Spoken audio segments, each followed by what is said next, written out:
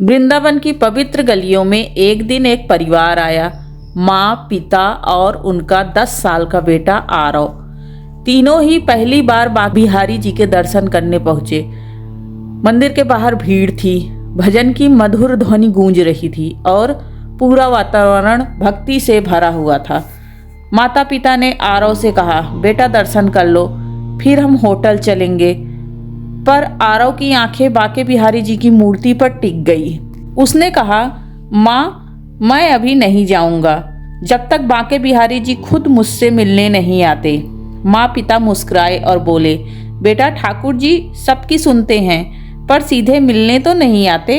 आरव जिद पर अड़ा रहा, मुझे उनसे बात करनी है, मैं यहीं रहूंगा। थोड़ी देर बाद माँ पिता ने समझा वह बच्चा थक गया है तो बोले, हम होटल जा रहे हैं, तू यहीं रुक जा, भीड़ कम होगी तो आ जाना। और वे चले गए। अब आरव मंदिर के एक कोने में बैठ गया। रात्रि का समय हो गया, मंदिर धीरे धीरे खाली होने लगा।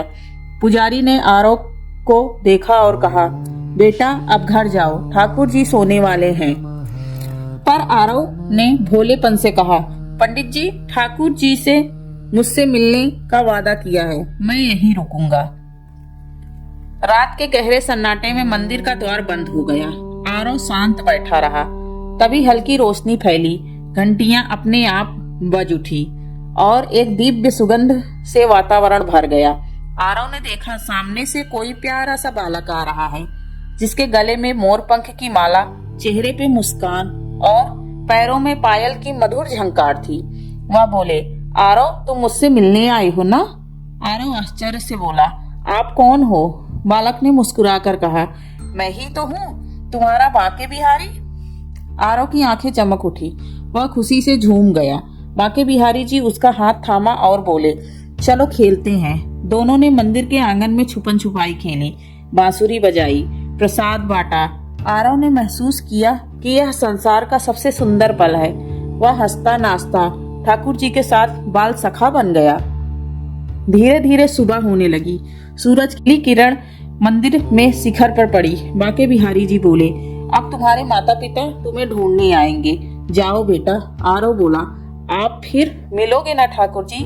वह मुस्कुराए, जब भी मन में बुलाओगे मैं यहीं हूँ। सुबह आरव की माँ पिता मंदिर पहुँचे। उन्हें लगा कि उनका बेटा पूरी रात कहाँ चला गया। उन्होंने देखा आरव ठाकुर जी के चरणों में बैठा मुस्कुरा रहा था। माँ ने पूछा, बेटा तू यहाँ कैसे रहा? आरव ने मासूम हंसी से कहा, माँ, बाके बिहारी जी रात भर मेरे साथ खेले थे। माँ पिता हैरान रह गए। उन्होंने देखा आरव के हाथों में मोर पंख और माथे पे पीतल की रेखा है। वह समझ गए कि सचमुच ठाकुर जी ने अपने छोटे भक्त को दर्शन दिए थे।